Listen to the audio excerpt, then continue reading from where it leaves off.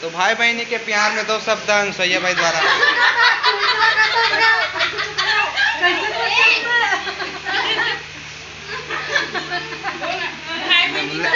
भाई बहनी के प्यार में वो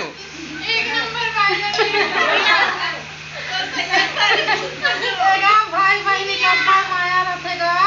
तब सुरता नहीं आए तीजा बराबर भाई बहनी सुरता बहनी भाई मन के सुरता रहेगा। आज मोरो भाई रती से मोर तीजा ले बराती ऐसे कह के कहते तो हमार भाई मना माने तीजा ले आके तब आन गा अबे करू भात खात हम सब भोजन भाती दिन मना ओकर बुआ अब भाई भौजी मन घलो हाबे लोग लइका मन घलो हे सब भोजन बैठ के खात हम बेटा